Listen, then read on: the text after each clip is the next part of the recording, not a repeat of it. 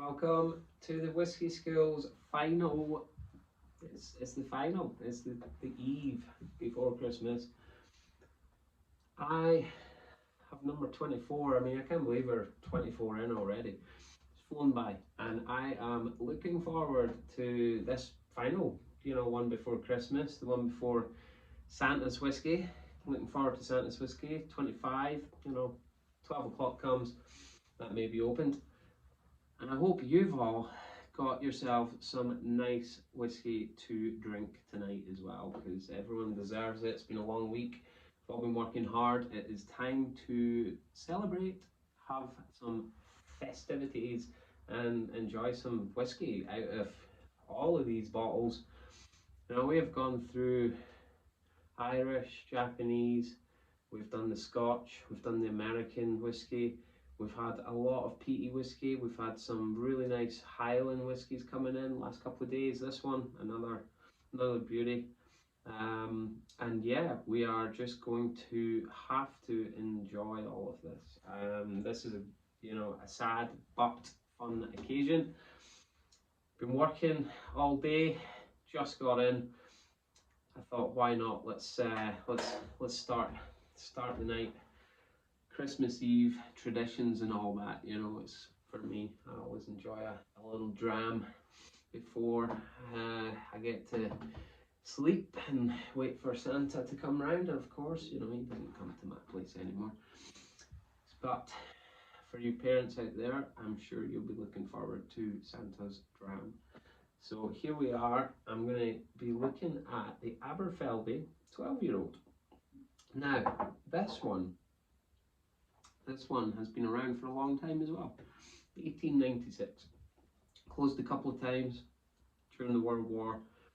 There were shortages on barley, so they had to close their doors. They couldn't make the whiskey, but they stuck it out. The Dewars, yes, that's right, Dewars. They stuck it out. You may have heard their stuff now. They do a lovely blend. They've got their blends out there, and without a doubt, I'd imagine this Aberfeldy of some element is in that blend. So we're going to really enjoy their stuff. They do a lot of different varieties, options, blended whiskey. When I say that, it means we've got the Aberfeldy here, we've maybe got our Bunnahabhain there, we've got some Auchentoshan kicking around, and we're just going to throw them all in the same glass. Just the different percentages, really. Do we go 50% on the Aberfeldy, or do we go 5% on the Bunnahabhain? And that's how they blend whiskey effectively. And these traditionally single malt Scotch whiskey, so that's that single malt that's blended to create the malted barley, giving you some nice little cereal flavours come through in those maltiness. And we have Aberfeldy 12, so it means that 12 years it's been sitting relaxing in a warehouse in Scotland, probably a cold warehouse.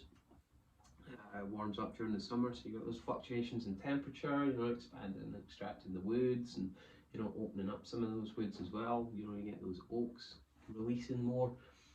And yeah, so we've got the 12. I'm going to whack it open. Let's give that a little spin. Now this is a special glass. It's a traditional whiskey tumbler, which was gifted to me today by my colleague at work, Jen, lovely lady. She got me this glass because she said whiskey was on the glass and she thought I would appreciate it. So I have to thank her for my Christmas present. And that's what we've got, a little still in there as well. Beautiful. So yeah, distillery, not a still. Yeah, but here we go, pouring. I say I've not poured all of that out there, It's an ounce pour that I've got here. It's not a lot, you're normally used to 3-ounce pours or something at the bar. So maybe 2 in those stingy places that you find, In Scotland, it's difficult. You go into one bar and it's 25ml. Going to the next bar, it's a 35ml. I mean, I don't know about you, but I know where I'm drinking my whiskey. So we've got this. I mean, that's a lovely gold and yellow there. Super. It's that American ex-bourbon oak. So, you know, we don't have those amber reds coming in through which we're used to when we've been seeing these sherry casks. So we've now got, you know, just a nice straight bourbon. You know, you get that colour drawn out from the wood and drawn out from the char that's inside it. And it's so sweet on the nose, like really sweet floral, which, you know, that's a new one. Out of all these whiskies, I can't remember really coming across one that had such floral influence in it, and it's nice, you know, it's lovely, that perfumey, kind of like heather honey, which is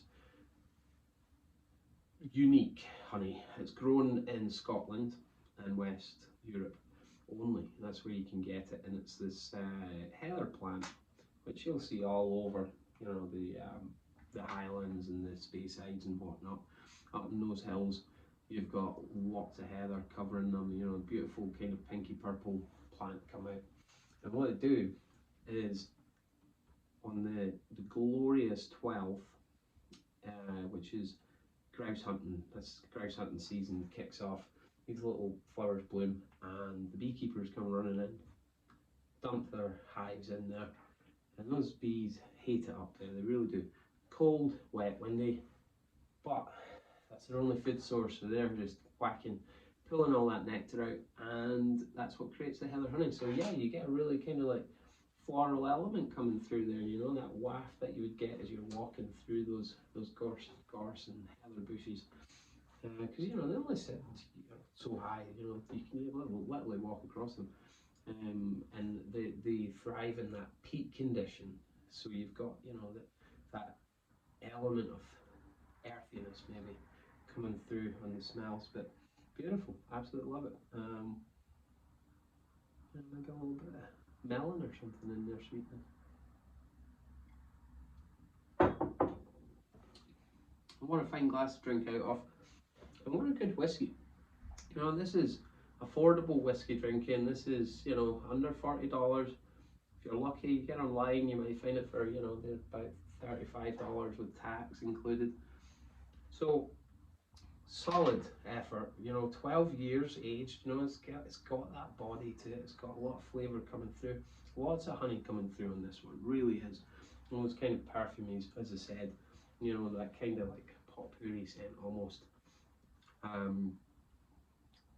Yeah, it's delicious. A little bit of pineapple maybe sweetness coming on the profile, but orange zest. Now I've read Seville oranges. That's right. You heard it here first. Seville oranges. Go and find yourself a Seville orange and have a bite. Then you'll maybe understand what Seville orange tastes like as opposed to your bog standard orange or tangerine.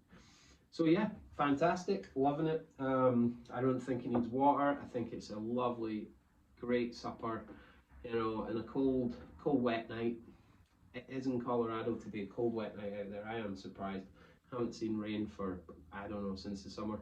So this is a perfect one. Nice and warms you. Got those spices coming in there, you know, lovely kind of bacon spices, I would say. You know, not like the chilies and paprikas, but you know, those kind of sweeter spices coming through. So perfect whiskey for Christmas Eve.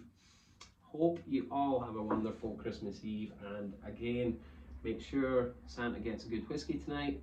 And if there is no Santa coming to your house, just make sure you get yourself a good whiskey tonight. Enjoy Merry Christmas tomorrow, and you know, enjoy time with the family. That is what it's about, spending good quality time, sharing a dram. You know, I'm off to go and pick up a bottle, pop round to my friend's house. Will not be driving home. Don't drink and drive. Stay safe at Christmas, and use Uber, or you know, get a friend who's sober. Keep them sober. Enjoy yourself. We will see you tomorrow because I still have Christmas Day to go, and I have the Christmas Eve dram as well. This one's going to be taken over to my friends. We're going to share it. Might do a little snippet while we're there. And yeah, thanks. Good night.